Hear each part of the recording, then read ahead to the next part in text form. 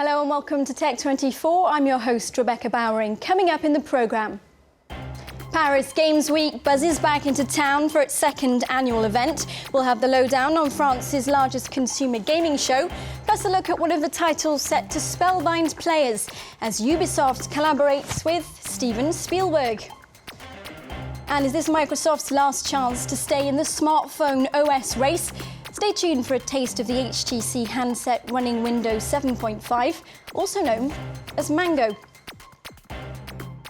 Now it's almost time for France's biggest gaming event of the year. The second edition of Paris Games Week comes to Porte de Versailles Exhibition Centre this weekend. 120,000 visitors will get hands-on with hundreds of games in interactive arcade and family zones, including classic titles such as SingStar and new ones like Uncharted 3. Well, France24.com's editor-in-chief Eric Olander now joins me in the studio.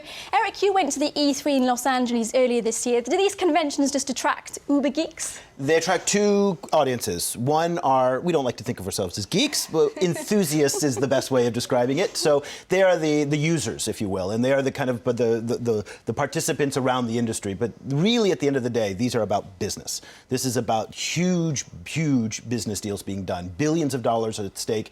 That's what these salons and these conventions are for. Now, one title that is going to be showcased at this event is the latest offering from Ubisoft, and it's the adventures of Tintin, Secret of the Unicorn. It's a collaboration between the French video game developers Montpellier Studio and the team behind the forthcoming 3D film of the same name. It's directed by Steven Spielberg, produced by Peter Jackson, and based on 3 Tintin stories by the Belgian comic book artist Hergé. The game and film are set to be released simultaneously at the end of the year. Now, John Parks of Ubisoft came in to speak to us a bit earlier on and told us how this collaboration came about. We have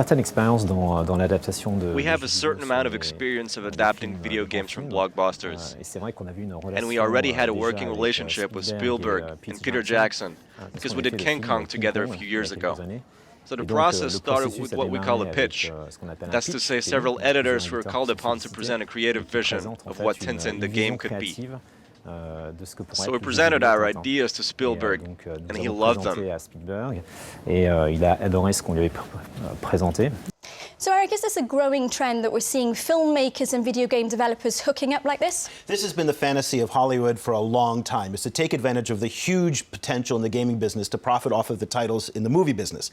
The problem is that it hasn't gone too well. There hasn't been a Hollywood ending in this story. So, we go back to Batman Begins in 2005, The Matrix, also The Incredibles, WALL-E. These have all been really mediocre games. And that's in part because the gaming audience and the movie audience sometimes are totally different. Also, the people who make the games and the people who make movies are different. So when you have this cross-pollination, like we're seeing with Peter Jackson and Steven Spielberg, there's a risk here because those are not necessarily the same people that are good at making games. And that's been really one of the big problems in the industry. There's not been a consistent experience on the gaming platform as there has been on the movie side. Well, we're seeing images of Harry Potter here. That was a link-up that worked quite well. I understand Men in Black are also going to chance their luck. Number 3 will also have a video game tie-up. So we see some games going onto the screen and some big movies coming onto the small screen, as it were. Well, they've tried that. So Lara Croft Tomb Raider, also Mario Brothers 2. Lara Croft did well in the beginning. The second version did terrible. So again, these are two different audiences. The popularity of a game doesn't necessarily translate automatically to the popularity of a film and vice versa. There's a lot at risk here for Ubisoft. Ubisoft has had several years of mediocre performance in the gaming world, and they're squeezed between the Zyngas, which is the social networking games on the bottom, these bottom feeder, these very cheap games, and then the top-end gaming studios like Electronic Arts. So they're getting squeezed. They have to have a good win, getting okay reviews on Tintin, but they really need a blockbuster to start breaking through. They do in some ways personify something though called the French touch, which is a term to describe sort of superior aesthetics in French-developed video gaming. It really started in the late 80s, 1990s. And I asked John Parks whether it's still a term that's relevant today. We're lucky in France to have a really strong cultural heritage. Cinema, comic books, with lots of influences, which could be Japanese, that have come together to enrich our gaming experience. And when we add that to the specialized schools that are focused on our industry, training in character animation, for example, or if you look at the very good engineering schools, then we have today the ingredients to ensure that the French are successful in the current market. Les Français ont du succès sur ce marché-là.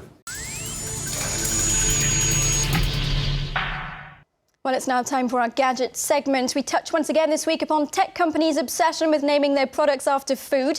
You've got a handset there, Eric, that runs Mango. So that's Microsoft's latest update to its smartphone OS. This is Mango. This is on Microsoft Windows Phone 7.5, running on a huge screen. It's a beast, isn't This it? is called the HTC Titan. It's HTC's latest model that's out. And it's something opening up a new category here in between a cell phone and a tablet. Now, this is definitely in the cell phone space, but it is getting larger. It is a wonderfully brilliant screen. It's 95% screen. It is beautiful. And you notice one thing about the Windows Phone 7.5 is how speedy it is in the touch. Now, this is a very different operating system than we've seen in the past. Now, let me put a full disclaimer out there. I loathe Microsoft products for a long time. And I loathe them because they were just bad. Zune was a terrible product. Windows Phone 7, the first introduction of it, was terrible. They have now gotten it right. This is an excellent operating system. It's fast, it's responsive, and what I like about it is they didn't just copy the iPhone and iOS. They've gone in a very different direction. So they're using what's called Metro. These are these tiles here. That's the name for this interface here, and it is fast, and you can see how quickly it responds. It's just really a beautiful system, and it's great for watching videos. It's great for getting integrating Bing, Xbox, all of the great Microsoft features that are integrated into this. It comes as default on the Titan. Is that a way of HTC trying to make sure they're not locked out of this Google-Motorola deal? Well, this is my theory, and no one else seems to be sharing it right now. Now, HTC started off with a lot of Windows Phone 7 phones.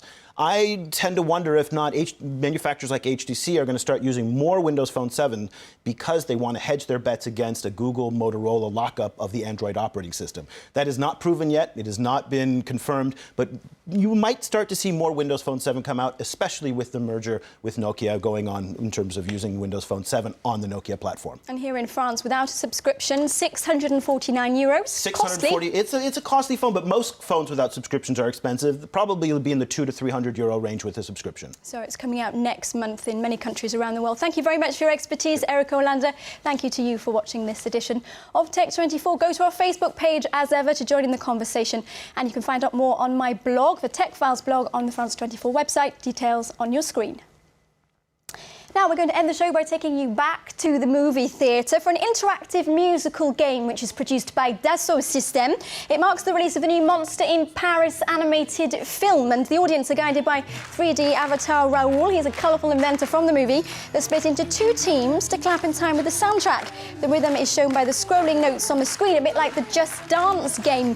The most accurate is the winner. Watch them battle it out. We'll see you again next week on Tech24.